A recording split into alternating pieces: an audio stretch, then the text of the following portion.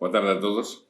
É unha grande alegría estar hoxe junto deste fogo, deste filósofo, da filosofía de Giordano Bruno. Esta actividade é claramente en homenaxe, porque se faz, hoxe día 18, creo, o sea que foi ontem, o 17 de febrero, o día que se contou de 1600, cando el foi quemado pela Inquisición. Entón, geralmente en días próximos facemos actividades asociadas a él en moitas das escolas. E este libro, decidimos facer porque non existía un material de moita boa cualidade en portugués que incluía unha biografía de él de principio do século XX, de Lucio Vero, que chamase o autor, que incluye, ao mesmo tempo, outra. É un traballo monográfico máis ben de Arturo Labriola, que era profesor na universidade en Italia, e depois toda unha serie de artigos que saíron editados nunha revista, un cuaderno plástico na Nova Acrópole en España, que chamase Cuadernos Anc, e que foi un monográfico asociado a Giordano Bruno, e no cual eu e algúns dos meus amigos que estábamos estudando naquela época na Nova Acrópole, estamos a falar de 1990, escribimos varias monografías, varios estudos, e agora se juntou todo isto e saiu este libro. Naquela época, no mesmo ano 1990, o director internacional e fundador de Nova Acrópole, o profesor Libraga, dis de dedicar eses 10 anos seguintes, el va a morrer no 1991, mas de igual se continuou con o proxecto, eses 10 anos seguintes a promover a figura de Giordano Bruno. E así se fez. En moitos países, até o punto que se consiguió que se dedicasen rúas enteras, en algúns lugares, as rúas dedicadas a Giordano, gracias ao traballo de Nova Acrópole. Se elevaron estatuas tamén en prazas públicas, e se consiguió ainda escolas que recibiron o seu nome e ainda con estatuas. O sea, se fez un traballo moito interesante de homenaxe e de divulgación, non no sentido especializado máis técnico, porque iso quizá máis propio da universidade, mas sí de trazer ao público, ao grande público, a filosofía e a vida, a obra desta personaxe, que na época en que eu esteve a estudar, que foi en 1987-88, máis ou menos, cando li grande parte da súa obra, pelo menos a obra italiana, teve a fortuna casualmente, de ter pasado varios anos a ler os libros dele, e cando chegou esta indicación do profesor Libraga, me senti moito afortunado porque já tiña feito parte do camiño e eu era já un entusiasta declarado da filosofía da obra dele. Vamos a falar un pouco sobre a filosofía, un pouco sobre a vida. Sobre a vida, a unha conferencia que dio o profesor Rafael Samiz Pereira, moito obrigado, en Oeiras, que está moito ben, é moito pedagógica, está no noso canal de vídeo e poden acompañar, mas eu ia dizer simplemente algunhas ideas. Unha delas é que o fenómeno do Renacimento nos agora o vemos como unha explosión, que o foi, mas o impacto que teve na xente foi pouco a pouco. O sea, na realidad se movió en grupos, comenzou en grupos pequenos de persoas, que como unha especie de levadura que comenzou a facer un fermento, mas nas universidades, na época de Giordano, estamos a falar 1580, ainda falar de Copérnico era quasi prohibido, o que todo o ensinamento era Aristóteles, o sea, continuaba a ser Aristóteles, as universidades eran Aristóteles, e ya está. E entón, a tesis de Copérnico, e ni siquiera de Galileo depois, o de Galileo tamén tardou, até Descartes, con Descartes que ya as universidades comenzan a asimilar, digamos, estas novas doctrinas.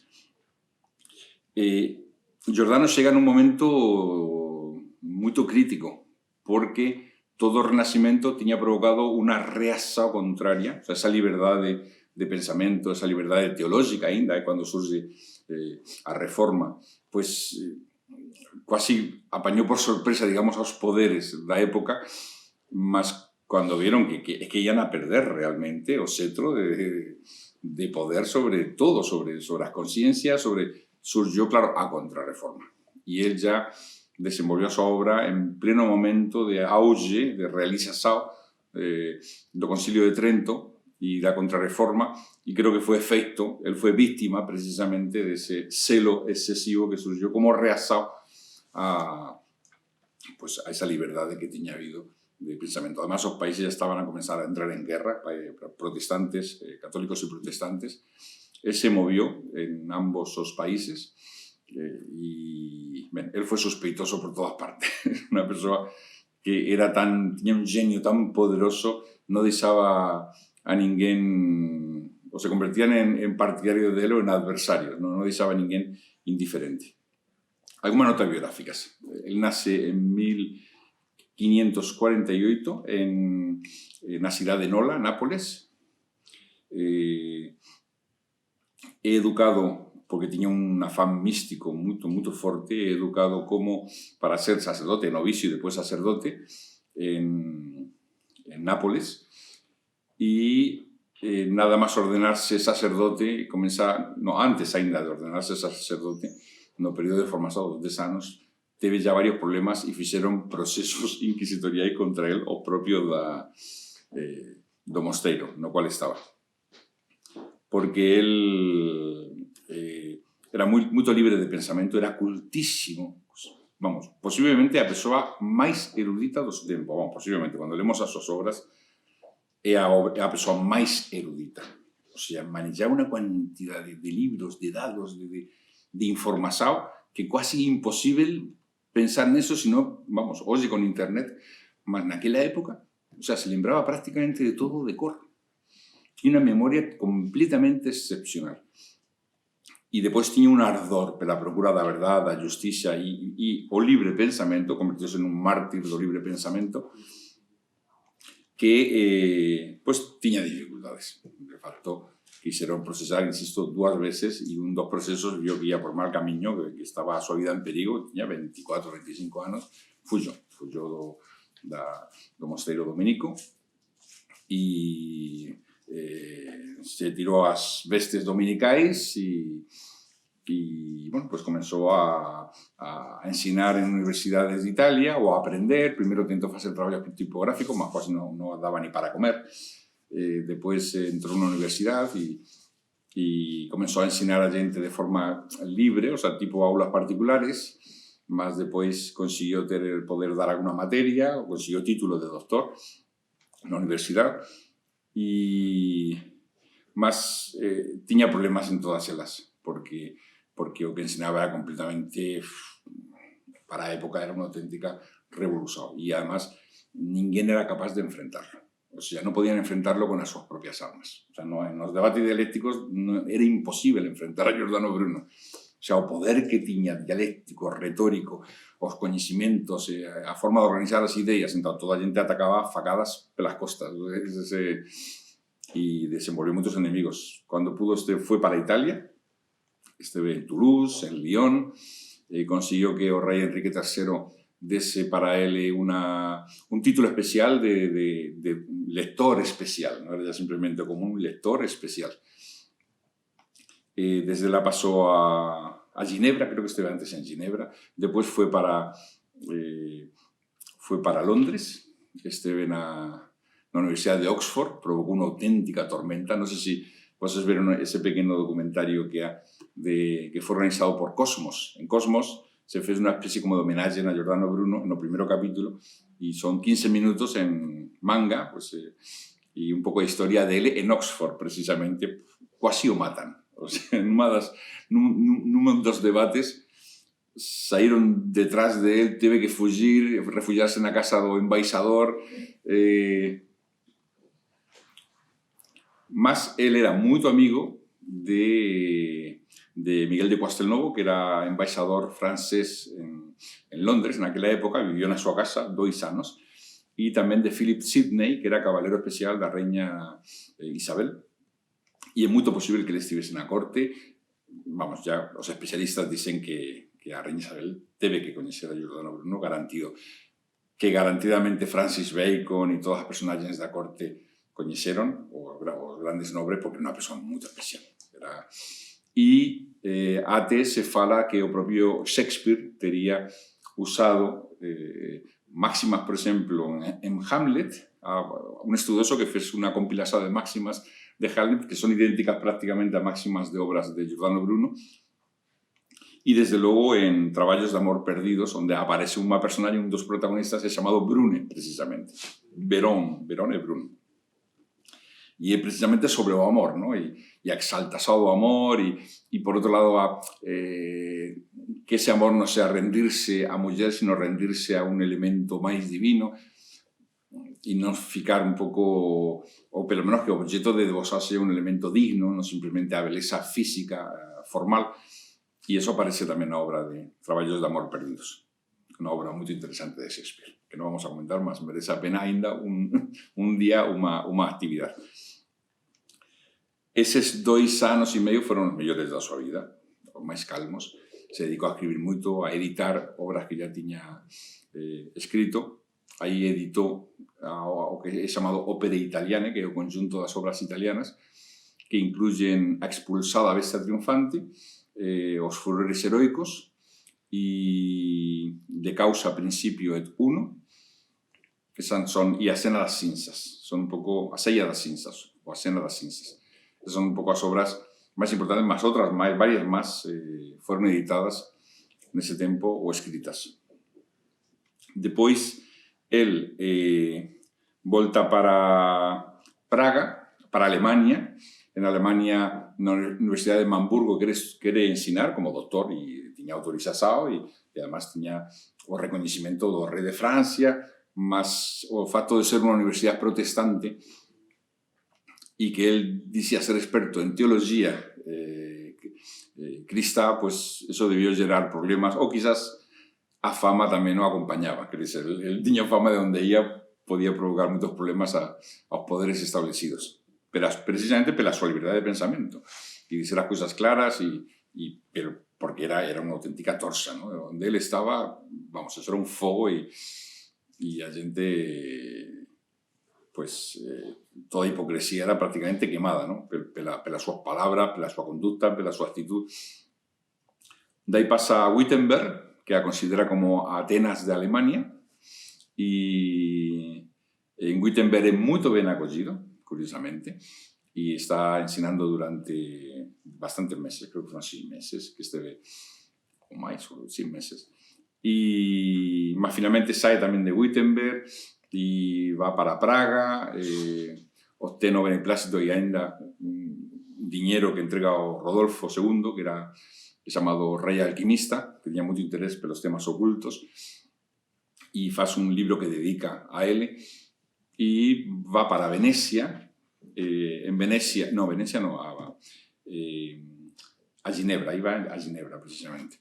E en Ginebra había un encontro de libros onde pues, el quería acordar con editores ou ainda ver que libros había. Bueno, en aquela época eso era un grandísimo acontecimento, este tipo de ferias de libros.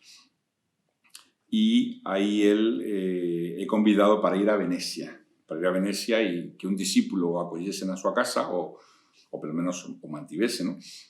E un duque, ¿no? E va lá, e en casa do duque Mosenigo, inicialmente vivía nunha posada, mas depois se vai vivir a casa do Mosenigo, durante 2-3 meses comeza a ensinar a un discípulo que se va a convertir no grande traidor.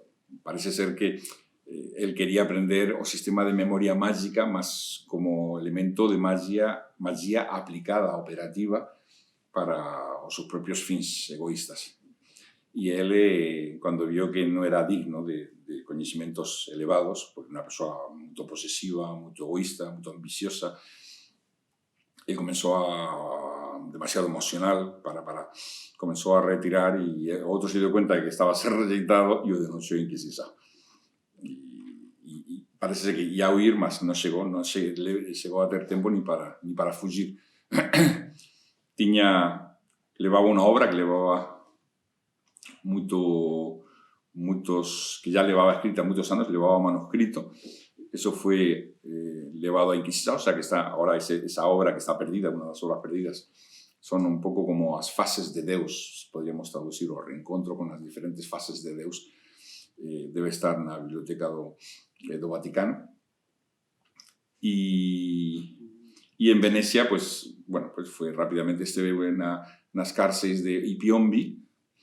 Estamos a falar de 1593, máis ou menos. E un ano depois é levado a Roma ao seu proceso e se pasa quasi 7 anos, 6 anos longos. E finalmente, pues, él decide, no, a diferencia de Galileo, ¿no? Que Galileo se retractó, pues si no me retracto, me van a quemar. Pues él no se retractó y enfrentó a los jueces, dice esa famosa frase que eso va a ficar para los análisis de historia: más tremen voces con la sentencia a dicerla que eu a oírla. Bueno, pues fue declarado impenitente y que no se arrepentía, vamos, y lo quemaron. Una Plaza ai Fiori, en Roma, donde hay una bellísima estatua de él y que siempre tiene flores frescas. Después Italia, bueno, se convirtió en un personaje maldito completamente para la Iglesia, tan maldito, que ainda hoy la Iglesia pidió perdón por Galileo, mas no pidió perdón por Giordano Bruno. Y a Galileo simplemente o encarceló a su casa y a Giordano o quemó. No pidió perdón, no te han pedido perdón ainda. O sea, el odio que desenvolvió a Iglesia con respecto a esta personaje es una cosa realmente memorial.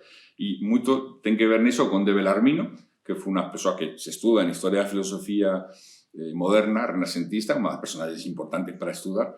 Era todo un teólogo de enorme importancia, mas ese conde Bellarmino no tentó apaciguar las cosas. O sea, o levó até o final, até a fogueira. Y, claro, las obras pasaron ao índex, o que significaba que cualquier persona que o leíse ficaba excomungada automáticamente, y las obras desaparecieron. O sea, los que tenían obra ficaron a guardarlas. Estamos a falar ya de 1600, más ainda así. Y se perdieron bastantes obras, por lo menos 10 libros se sabe que se perdieron. De abundantísima obra escrita.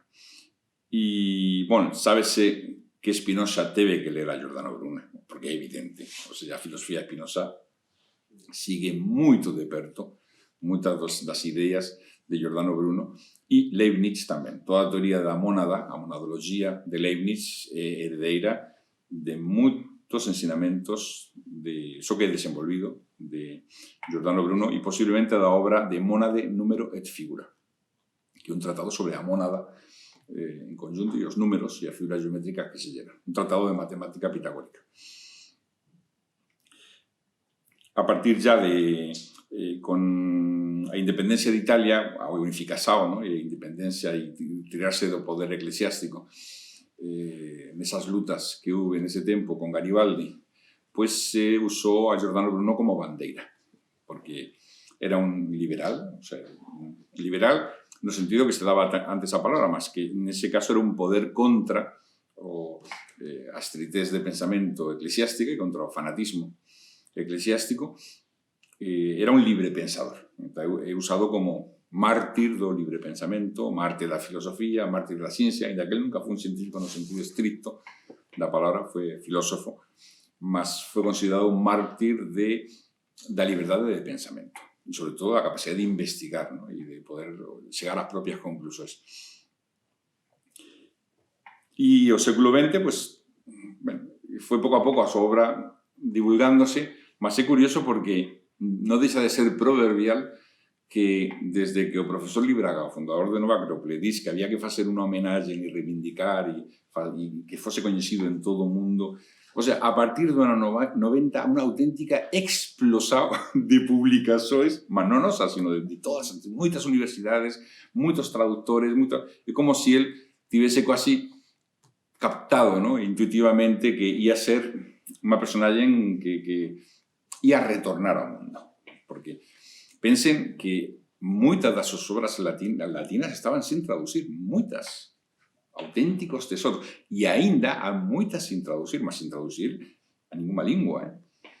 O sea, por ejemplo, suma de términos metafísicos, termos, dícese, términos de palabras, suma de palabras, glosario, un glosario metafísico, que fue el último libro que escribió, permaneció sin traducir. Y no sé si, creo que no está ainda traducido. Si está traducido desde hace 5 años o menos ainda. O mismo libro de Imaginum, que é un auténtico tesoro de memoria mágica e que agora é mencionado prácticamente en todos os sitios porque a memoria mágica de Giordano Bruno é chamado Palacio da Memoria. Non sei se vocês viron O Mentalista, por exemplo. O Mentalista faz unha exposición de memoria quasi prodigiosa e dicen, isto é que este usar o sistema de memoria de Giordano Bruno, o Palacio da Memoria de Giordano Bruno. O sea, agora ya é moito coñecido en todos os ámbitos, especialmente o seu Palacio de Memoria. Eso está... Él escribió muchas obras asociadas a memoria prodigiosa, quasi mágica, que vamos a hablar un poco de ella después. Mas o último de Imaginum fue de Imaginum Compositione, de Imaginum Signorum Compositione, a composición das imagens e dos signos. Eso é un auténtico tratado, un manual de 300 páginas máis ou menos, de cómo hacer un Palacio da Memoria y que eso sea una especie como de mandala que se crea en la propia imaginación. Es un mandala en 3D. O sea, hasta el punto de que algunos estudiosos dicen que es imposible que él tenga escrito eso sin contacto con filósofos indianos y ainda do budismo tibetano.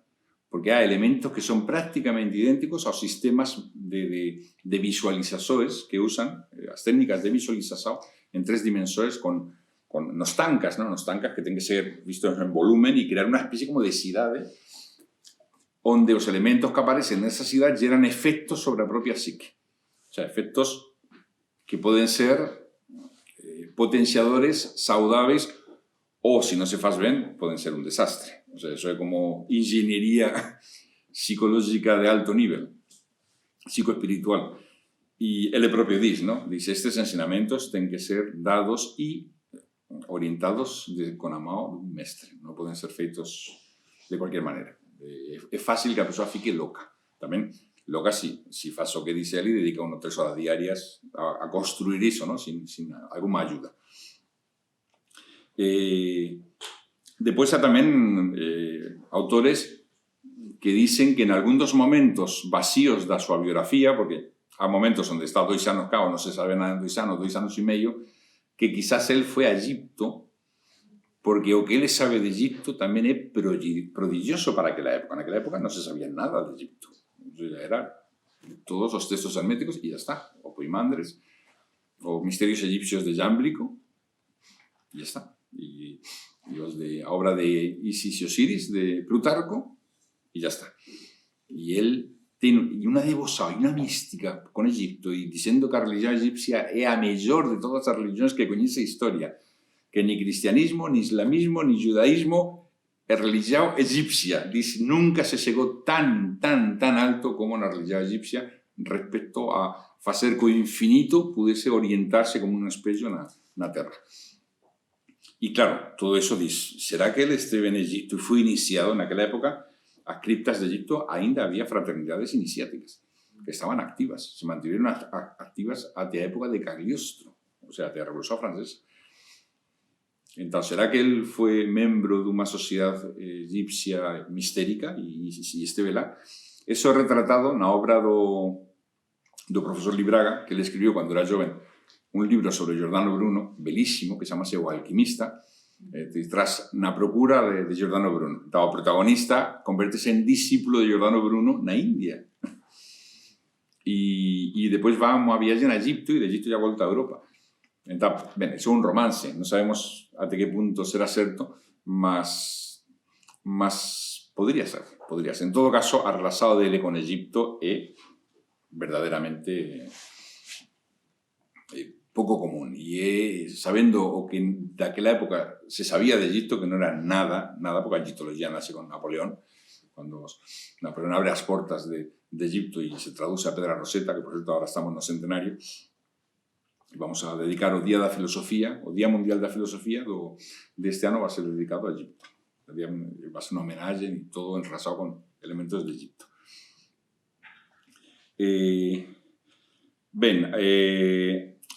A principios do século XXI, ya, o sea, finais do XX, principios do XXI, comienza a ser traducida prácticamente a obra entera ao alemán, ao francés, ao inglés, sobre todo a obra latina, que era porque a outra se tiña traducido.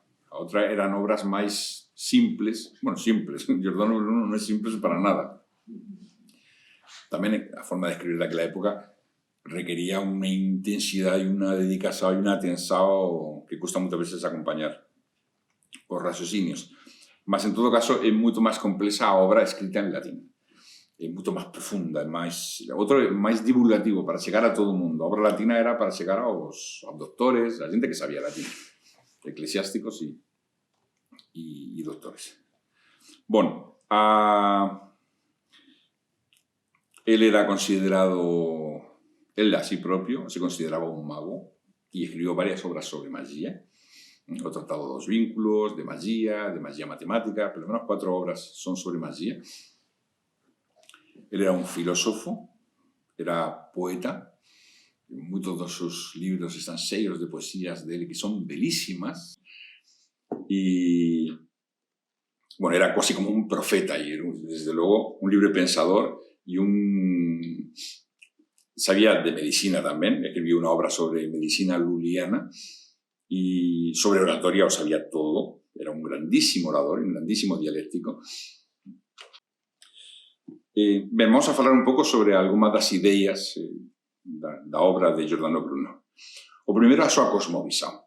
É prodigiosa porque parece, non sei, alguén do século XX, finais ou do XXI. O retrato que faz do universo.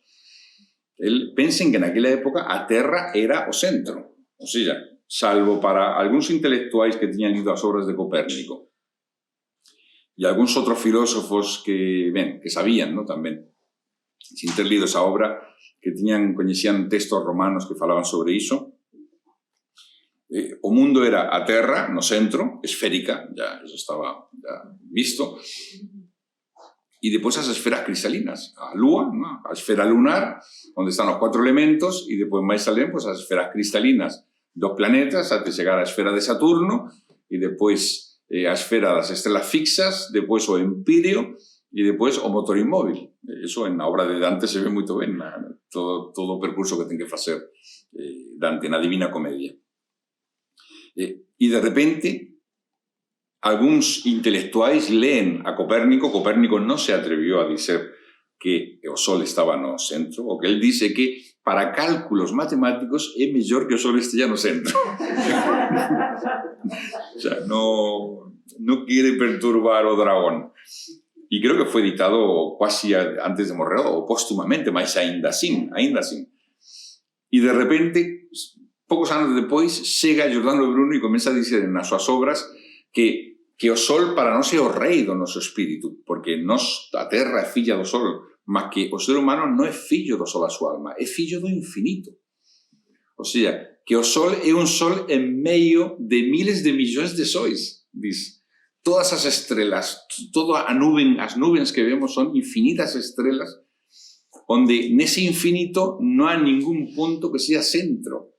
Outra idea tamén interesantísima, avisado de Einstein, ¿no? Dun universo onde non ten centro realmente, todo é centro, ¿no? Porque non está na dimensão onde está o propio universo. E comeza a facer unha explicación que esos sóis ten planetas. Imaginen, os planetas, até os anos 90, que cando se comenzaron a encontrar, ainda non se sabía se iban a encontrar ou non. Porque, bueno, ya cuando se encontró ya se encontraron 2, 3, 8, 20, 40, ya se encontraron planetas, até planetas semellantes á Terra. Mas, no su momento, non se sabía. Se dicía, quizás o sistema solar é único nese sentido. Até que agora se pensa que non, que o esquema sistema solar debe ser quizás semellante prácticamente en todas as estrelas. Mas eso dixía Giordano Bruno. Fala de estrelas como sóis de fogo e de agua, que son os que reciben, son como sóis que se apagaron e reciben, unha idea tamén moi interesante, unha doctrina secreta, e que reciben a luz do Sol que está acceso e giran en torno del. Se imaginen, dicer iso en 1580 ou 85.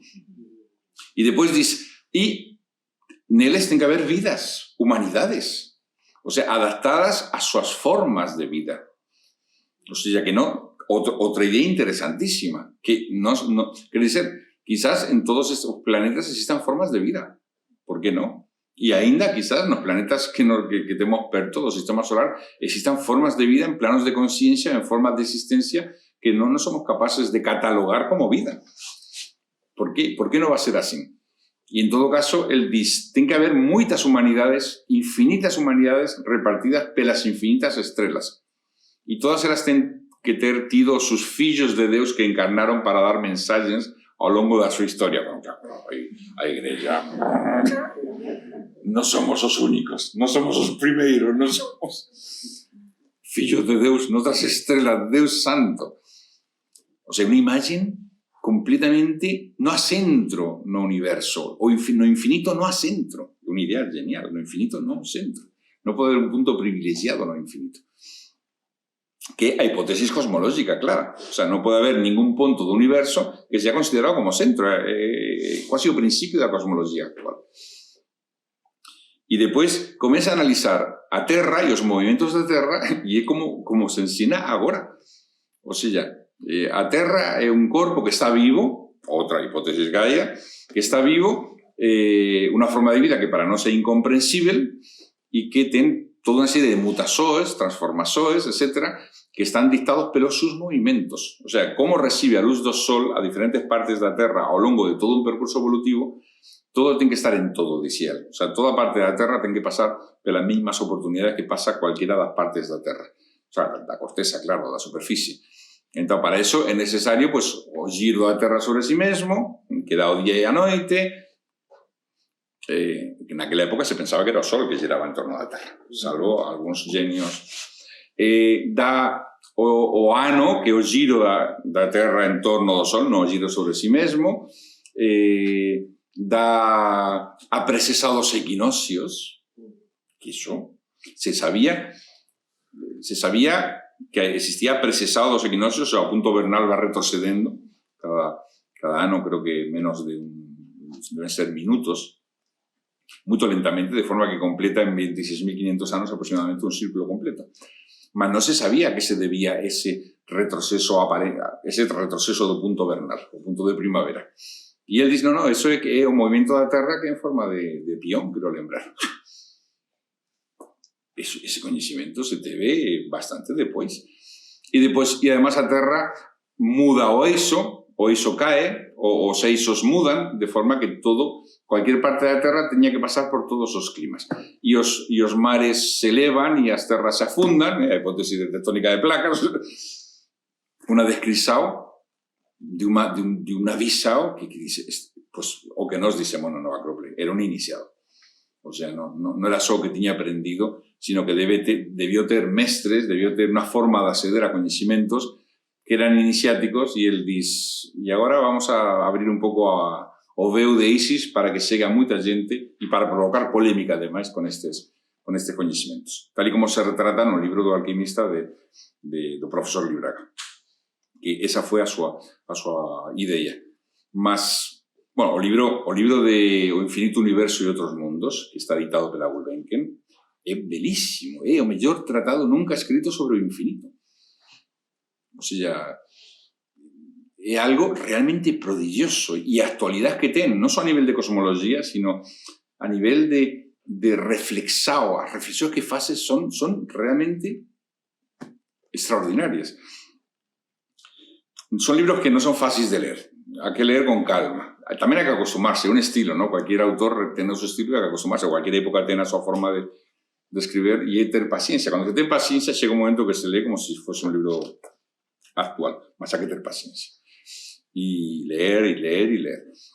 E o que non se coñece é dicionario é a única maneira de penetrar nestes textos. Ben, depois, o seu tratado do amor é sublime. Teño mañá un curso na Nova Acrópole de Oeiras sobre comentarios aos furores heroicos.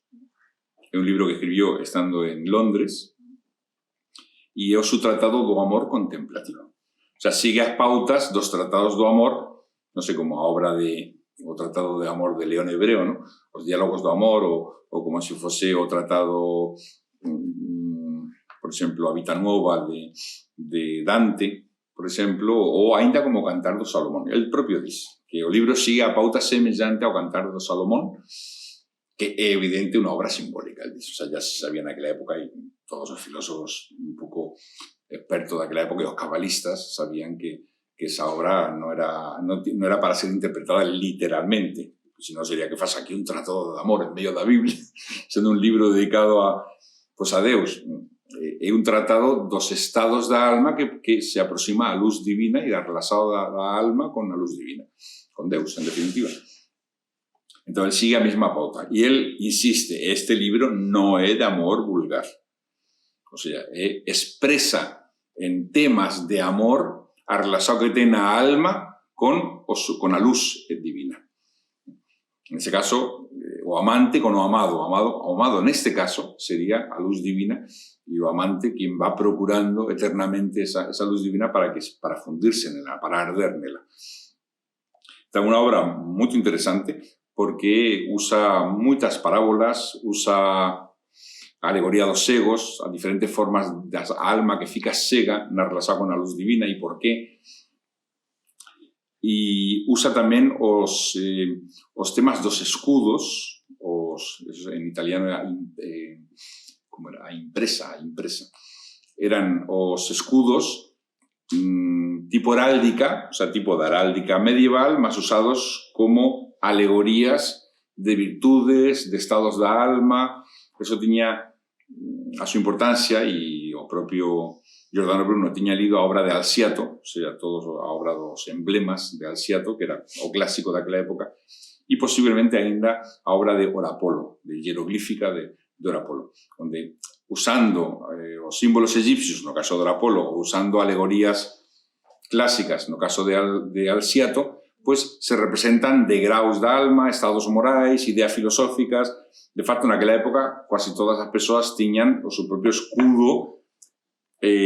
escudo de valores, no escudo de heráldica, porque estaba prohibido, claro, que tenía que ser noble, mas tiñan o seu propio diseño que representaba, no sé, unha editorial, por exemplo, a unha editorial que tiñan e o puñan todas as capas, unha portada preciosa, eran emblemas, eran representados por emblemas. O emblema era como a vida de algo, representaba a vida de algo, símbolo que expresa algo. E él usa emblemas para explicar os diferentes degraus do amante na procura da luz divina. A obra está escrita en un estilo ardente, completamente ardente. Todo o estilo de Giordano Bruno é ardente, parece que vas a ir ardendo. Por eso foi chamado filósofo do fogo, porque os furores heroicos, o sea, os furores é un estado de locura, ¿no? De locura divina, tipo quixotesca, que facen que a alma se eleve non a locura de perda de funções cerebrais ni de doença, é que a alma é raptada pelo divino. Naquela época se falaba de varios tipos de furores asociados a diversos deuses. Estaba o furor de Venus, que era o furor do amor, que te enleva, ¿no?, ao paraíso. O furor de Apolo, na procura da verdade. Os furores de Apolo, que tamén otorgaban a mántica, o sea, a capacidade de profetizar. O sea, o furor é ese estado de locura no cual el profeta de repente comeza a ver, a sentir, a explicar que va a suceder no futuro. E estaban os furores poéticos, que facían que os poetas pudiesen escribir, en general os artistas, non só os poetas, os músicos e os pintores. E depois estaban os furores místicos, aqueles que te elevaban na procura do principio divino. Outra obra dele, moito importante, é De Mónade, Número et Figura. Nesa obra, ele trata, é todo un tratado de matemática pitagórica. O sea, matemática metafísica. Ele dice, quero crear unha nova matemática. O traballar de forma diferente con os números. Él, desde a perspectiva matemática actual, sería un cero izquierda. Esa é a realidad, porque él non traballou nunca esa matemática. Él traballou matemática metafísica. O que agora chamamos matemática sagrada, ou matemática filosófica, onde os números representan principios, entidades en sí mesmas, e as figuras geométricas son a reflexao deses números na manifestación. Claro, crea todo un esquema muy interesante, porque eu vi, e iso se pode ver en internet ademais, desdobra os 10 números, os desdobra en pares, impares, faz toda unha serie de esquemas con figuras geométricas moi interesante. E fala da unidade do cual todo surge, na cual todo converge, ¿no? que é a raíz de todo o que existe. O sea, su filosofía totalmente, nese sentido, é monista, o sea, un monismo puro. Todo surge na unidade, está na unidade, nunca saiu da unidade e todo é simplemente un xogo de sombras que se lleran nesa unidade e o mundo, pues, é o mundo que parece, mas a unidade sempre está lá. E o mantén todo vinculado. Un dos lemas que ele usaba é todo en todo. Todo en todo. Que é o lema dos magos e dos alquimistas, pan to pan. E dicía que Deus é todo en todo de todas as maneras. E cada partícula da existencia é todo en todo, mas non de todas as maneras. Todo en todo, un átomo, non pode ser arrancado un átomo da existencia sin perturbar o universo entero. Non se pode. Entón, mas cada átomo é unha especie como de espello de todo o que existe. Que esa é a idea da mónada de Leibniz, é exactamente a mesma. E todo o que existe é todo que é real é un todo en todo. Mas só Deus abrange todas as modalidades ao mesmo tempo. E todo o que existe son reflexores dese todo na materia. E a materia, pues, guarda, pues, unha modalidade, digamos, dese un rayo, ¿no? Desa divina e continua presencia. Esa faz, chama faz divina. Da faz divina. Outra obra de ele é de Triplice Mínimo et Mensura. E moito interesante porque fala dos 3 mínimos que existen. Está o átomo na materia, o instante no tempo, o átomo na materia, o instante no tempo e o punto é o átomo, é igual. Non, e o punto na geometría. O punto na geometría, o instante no tempo e o átomo na materia. Como son os 3 mínimos, e faz todo un discurso poético, filosófico sobre eses 3 mínimos. Depois, ten un tratado sobre de inmenso, o sea, e de innumerabilis, onde trata, pues de o sumum. En certo modo sería un tratado do infinitamente grande e do infinitamente pequeno. Ele sempre va continuamente de un lado para outro. A obra de Imaginum, que já falei, que é un tratado, vou explicar un bocadinho. El, naquela época, estaba moito de moda que hubiese expertos en desenvolver una memoria artificial, o sea, mnemotécnica prodigiosa. E o facían creando, pues, sistemas mnemotécnicos de asociações, como se faz agora igual. Onde tens que crear, pues, en base a o que chamase imagens e lugares, ou mellor, lugares e imagens. Ese sistema de memoria mágica basease en construir un sistema fixo que son lugares. Y sobre el sistema fixo, pues, o que tú quieres lembrarte en ese momento, y después eso va a mudar con otras cosas que te quieres lembrar, que son las imágenes. O sea, un sistema fixo y un sistema de imágenes que eso es rotativo. Ese era o sistema usado na oratoria clásica. O sea, no libro de oratoria clásica, romana, se fala claramente dese sistema e se dice que é o sistema do que usa o orador.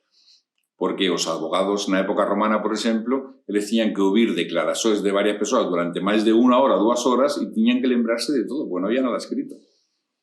Imaginen. E depois responder a todo, o sea, poder e crear unha sociedade de todo. Tiña un sistema artificial que se desenvolvía con moito traballo. O pai de Séneca, o sea, chamado Séneca o Vello, era experto niso, como orador, foi un grande orador na súa época, e creo que escribió un libro sobre eso, o se faz referencia a que él era un experto en ese tipo de memoria, era capaz de lembrarse más de 30 páginas lidas só unha vez. Imaginen lo que hizo, 30 páginas lidas só unha vez. Y era por un sistema de asociaciones, iba pasando todas las palabras, pam, pam, pam, pam, pam, iba convirtiendo en imágenes muy rápidamente sobre un sistema fixo. Os lugares é o que nos chamamos agora. En primer lugar voy a falar de isto, en segundo lugar voy a falar de isto, en terceiro lugar eran os lugares da memoria. De certo modo prodigioso, en Giordano Bruno, pues ya existían teatros da memoria, teatros interiores, o sea, imaginados. Mas él creó un auténtico palacio mágico y mágico porque tiene una estructura de mandala en 3 dimensiones. A primeira dimensión está asociada aos elementos da natureza, a segunda, porque esa división en 3 planos ele a faz en todas as súas obras, natureza, Deus e valores morais, o homem, o mundo matemático. A segunda, as salas son, imaginen una especie como de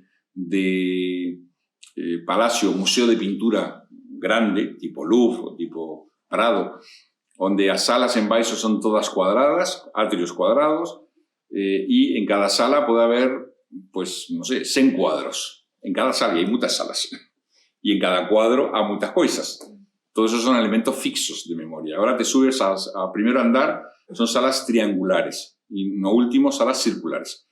Entonces, te creas una especie como de palacio en 3 dimensiones, que construir ese palacio te puede costar, no sé si quieres hacerlo tal y como dice Giordano Bruno, pues digamos 2.000 o 3.000 horas, más una vez que tenías ese palacio, la verdad que podías estudiar todas las carreras que quisiese, porque ya a memoria se convierte en casi ilimitada, ¿no? Ahí, o simplemente el tiempo que se pierde en transformar o que quieres lembrar en imágenes para que fiquen lembrados. O sea, un proceso de transforma, ¿sabes? Y ya está. E iso está na obra de Imaginum, mas el tiña dedicado moitas obras, pelo menos 6 ou 7 libros diferentes, a memoria mágica e a memoria onde se asocia a memoria a elementos cabalísticos, a elementos místicos, a rodas lulianas, por exemplo. Eu creo un sistema de memoria usando rodas lulianas. As rodas lulianas, Raimundo Lull foi un grande místico e filósofo mallorquín do século XIV, principio do século XIV, finais do XIII, da época da extinción do Temple, el vivió. E el desenvolvió un método, siguiendo unha inspiración mística que teve, onde todo é unha lógica nova. O sea, existía a lógica aristotélica, tamén estaba a lógica estoica, que non se fala dela, e a lógica na Edad Media de Raimundo Lull. Todo un sistema lógico diferente, un sistema de rodas máis dentro de outras, con categorías do real moito curiosas. E entón, eso era unha especie como de doctrina secreta da época, do século XIV. E había moita gente que estudaba eso como un elemento de doctrina secreta. E Giordano coñecía moito ben, al punto que escribió obras sobre magia luliana e memoria mágica luliana e aínda de medicina luliana. Ten outra obra sobre oratoria, que é Artificium Perorandi.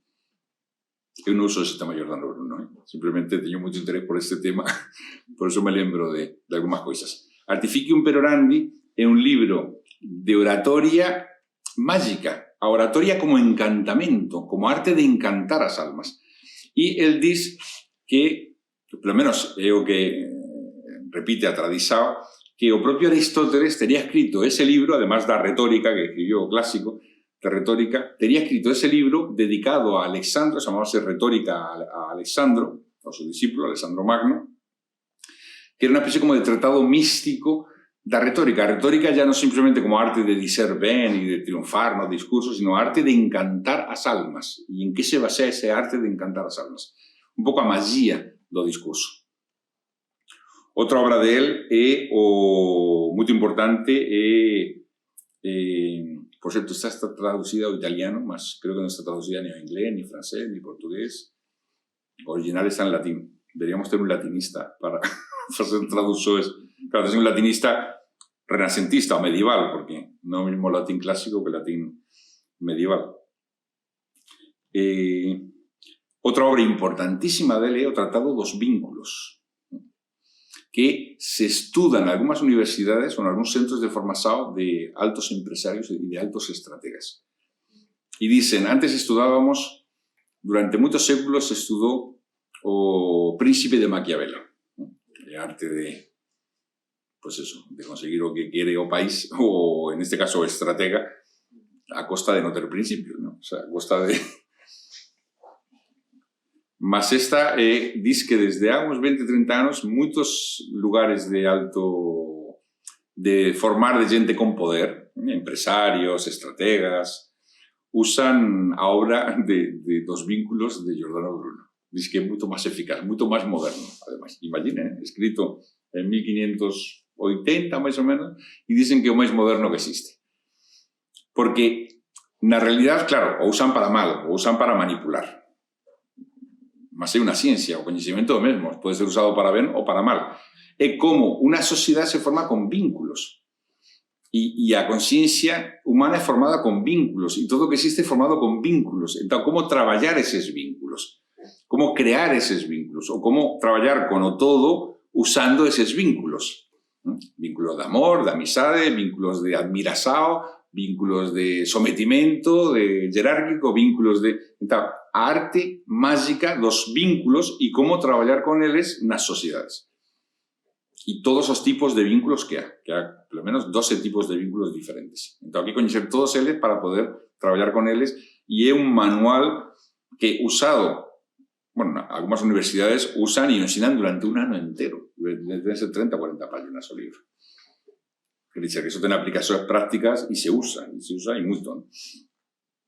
O Tratado dos Vínculos. Depois ten de magia, que ten toda unha serie de tesis de magia importantes, os tipos de magia que há, e aí, claro, ya entramos nun tema que é difícil por veces de comprender, mas naquela época teve moita importancia. No Renacimento, a magia era un tema moito clásico. Outro de magia matemática. O propio glosario de termos metafísicos, que o escribió na cárcel, o sea, pidió material para poder escribir, e teve nas miñas mãos un exemplar, e o pouco que leí me pareció extraordinario. De facto, parte do que li usé para un artigo de metafísica que está no libro de metafísica na obra de Giordano Bruno. E vamos a ver que máis obras.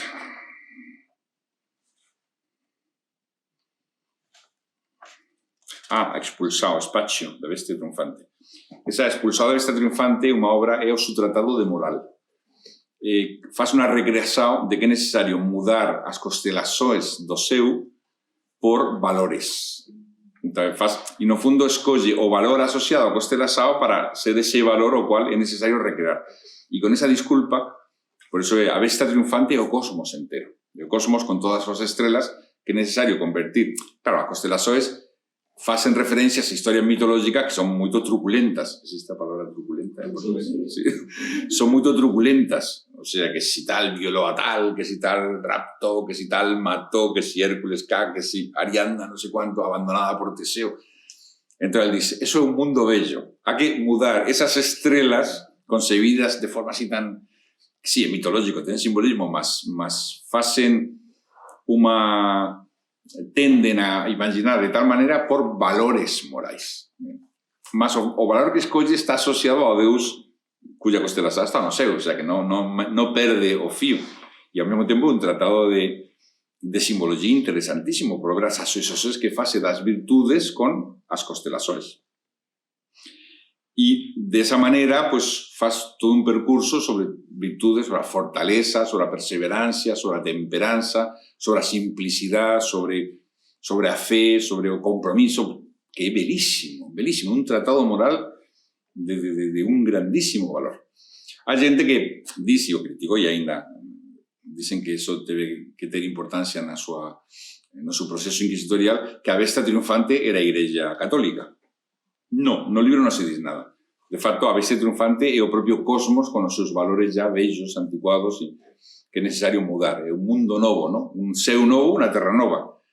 É certo que ele era visceralmente contrario a todo fanatismo eclesiástico e toda a forma de agir que tiña a Igrexa, tanto a protestante como a católica. Ele foi expulsado de lugares pelos protestantes quasi perde a vida, bueno, e pelos católicos a perdió directamente. O sea, teve unha má... E o que obrigaron, o que quisieron obligar a ser protestante, ¿no? Para poder ensinar na universidade, teve que inscribirse como más... evidentemente, él dicía que eso eran formas moito primitivas. E fala, para él, existiría unha nova religión. Sería a religión da ciencia. Non deixa de ser curioso en 1600 falar disso. Que sea capaz de entender os significados metafísicos das leis da natureza. O sea, que toda a religión se fundamente nunha visao ou nun desenvolvimento da luz espiritual na alma humana de maneira a interpretar a verdade nunha dimensão excelsa, non nunha dimensão estreita que como faz a nosa ciencia, que vemos as leis da natureza todas na parte estrictamente material e non en outros planos de conciencia, como dicía Giordano Bruno, que sería necesario recrear unha nova religión, filosofía, ciencia. Unha religión da filosofía e unha filosofía da religión e unha ciencia de ambas. Eso é unha cosa realmente é sorprendente, é verdadeiramente sorprendente. Ten da causa de la causa principio e uno, da causa principio e uno, que é un tratado de cosmoloxía, aí é onde fala dos movimentos da Terra e da gravedade, da teoría da gravedade, que el já fala da gravedade, non como depois va a facer Newton, dos movimentos naturais, do movimento forzado, bueno, fala de moitos temas moi interesantes. E Candelaio, que foi a primeira obra escrita que é crítica directamente e explica un pouco todas as formas, a moral dos mosteiros, dos dominicos, ¿no? Cábala do cabalo Pegaso con a Junta del Asino Sileniso. Ben, aí define unha diferencia entre o que é o entusiasmo da alma na procura da verdade e como va abrindo o camiño, o sea, que sente Deus dentro de sí e faz o camiño, ou aquel que simplemente é unha especie como de asno portador da verdade divina, que tamén pode ser, e non é inválido, simplemente son dúas formas de estar no mundo. Aqueles que se converten en casi como depositarios de a maneira quasi mediúnica, ¿no? de estes valores, e aqueles que ten que forjarse a sí propios. O sea, os uns se converten como asnos, onde Cristo oía no asno, ¿no? Cando va... que día é? O día de la Pascua, ¿no? Cuando comienza a Pascua. E, por outro lado, cabalo o Pegaso é aquel cabalo que voa por si mesmo. O sea, que representa o entusiasmo, é o símbolo do entusiasmo e o facto de ir abriéndose o camiño como unha torxa de fogo, guiado por Deus, mas Deus dentro, non depositario de forma pasiva de ninguna verdade divina.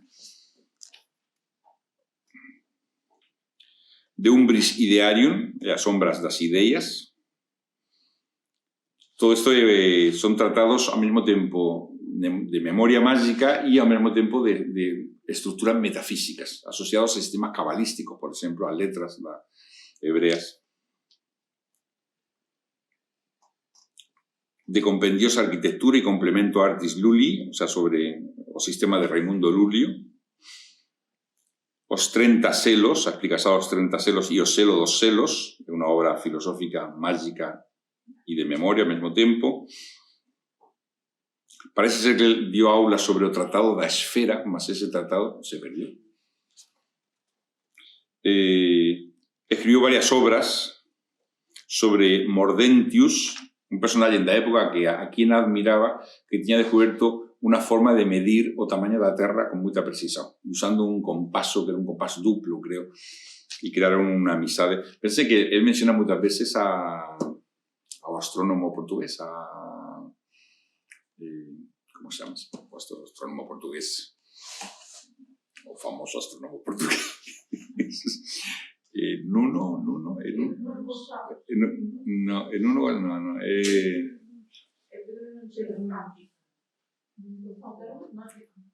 Pedro Nunes, sí, pero él recibe un nome en latín, e entón fala moitas veces de o sea, él tiña lido a súa obra e seguido moito de perto. Un tratado sobre a interpretación dos soños, toda unha serie de artigos que presentou contra o Aristóteles na universidade, onde ele diz: deixo de ser aristotélico, me proclamo anti-Aristóteles, diz na universidade, na Sorbonne de París, que era o baluarte do aristotelismo. E entón escribiu unha serie de 120 artículos contra os peripatéticos, os aristotélicos, explicando toda a doctrina, isto non é así ni por qué, e demostrar isto non é así porque isto non é así ni por qué. E ninguén tuve capacidade de enfrentarlo. Ninguén saiu a palestra para enfrentar. Un tratado de combinatoria luliana, porque ese tipo de rodas que giraban unas nas outras creaban un sistema de combinatoria, que era filosófico, metafísico, mágico. E, bueno, varios máis. E Y después, obras póstumas, Magia, fue póstuma, tesis de Magia, a Magia Matemática, o Tratado dos Vínculos, que ya falé antes, y varias obras más que fueron editadas después del hemorragia. Bien, aquí se forma un panorama excelso de filosofía, de mística, de poesía, de profunda fraternidad. Él se sentía fillo do mundo entero, dice a miña familia é a humanidade entera. E as religións son simplemente formas do homem aproximarse a Deus. Há moitas religións, e no mundo entero há moitas. Ele dicía, falaba, parecía que coñecía os outros países ben, há moitas religións. Cada unha delas son formas de aproximarse pues, a unha verdade divina en base a metáforas, en base a alegorías, en base a rituais. Mas o importante é como a luz divina entra na alma humana. O outro son accesorios, son artificios, son elementos que poden ser válidos, claro. Mas moitas veces son para o povo. O sea, diz, o sabio, o filósofo, ten que ir á procura de Deus, el sozinho. Ou pelo menos é un camiño interior que ten que facer. Diz, ao povo é necesario dar unha moral, dar unha esperanza, dar unha religión, porque non va a ter ni o tempo, ni a capacidade, ni o desejo de facer un camiño que requiere muitísimo estudo, muitísima meditación, muitísimas probas, que ele chama moitas veces o camiño dos magos. Diz que só pode ser seguido por aqueles que teñan sido escollidos pela fortuna. O sea, parece que alguén teve que tocar a esa persoa, un mestre a un discípulo, ¿no? Un mago a outro, para ensinar ese camiño. Y para terminar voy a leer una frase de él, un parágrafo. Este é un resumen 2. Un resumen que faz Lucio Vero, que se apoyó moito na biografía en Galberti, que foi en 1870, quien compilou, dedicou casi toda a súa vida a compilar a información sobre Giordano Bruno, que estaba dispersa. E ele faz un resumen de aquilo que ele ensinaría nas universidades, un pouco deducido de o que aparece nas diferentes obras dele. Diz, non sabemos de que costaban exactamente as proposicións que ele expus en Wittenberg, mas podrían ser resumidos quizás da seguinte forma, por comparação de todo o que ele ensina nas súas obras. Diz, miríades de mundos e innumerables estrelas están diseminadas pela infinita extensão. Habitantes con raciocinio poboan todos os mundos. A Terra é un átomo lanzado ao espazo sin especial importancia e sin predominancia sobre outras innumerables terras que como ela móvense no infinito espazo etéreo. Tudo é perfecto na orden da metafísica e da natureza, y todo será determinado y producido por leyes iguais y constantes. Como consecuencia necesaria de todo esto, debe julgarse contraria á ciencia cualquier doctrina que, así como a Cristá, confira á Terra prerrogativas especiais sobre outros mundos, facendo desta un escenario de redenção da especie humana e considerando-a o fundamento dunha orden sobrenatural que ten en Adán o seu principio e a súa completude en Cristo. Es un pouco a resumen. E agora de ele, en a dedicatoria que él faz ao libro Arquitectura Luliana.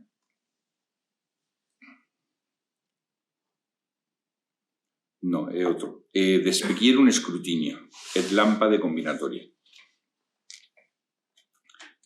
E onde, que depois va a dedicar ao emperador, a Rodolfo II, e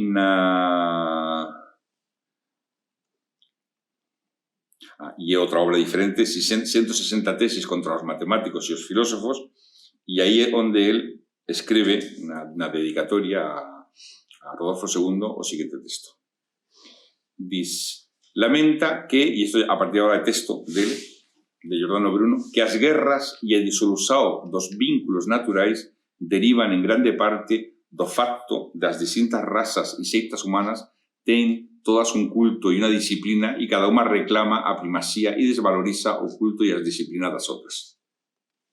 Por isto existen eses homens que con impostura se levantan como heraldos da divindade. Por isto existen innumerables males que atormentan o mundo, pelo cual é necesario dizer que o único inimigo do homem é o propio homem. Comportamento que non é observado nos animais. E por isto a lei do amor, mayúsculas, divulgada entre as gentes, jaz esquecida, e nós non aprendemos a imbuir os nosos actos daquela filantropía geral que nos faz amar os inimigos e nos asemella a Deus, o cual dirige abundantemente a luz do sol sobre os justos e tamén sobre os injustos. Esta é a religión que, sin controversia alguma e para alén de cualquier disputa, eu observo, sella por deliberado propósito do meu ánimo, sella por rasados costumes observados na miña patria e nas súas gentes. Y con esto, pues, terminamos esta presentación de este libro, de este maravilloso autor. Muchas gracias.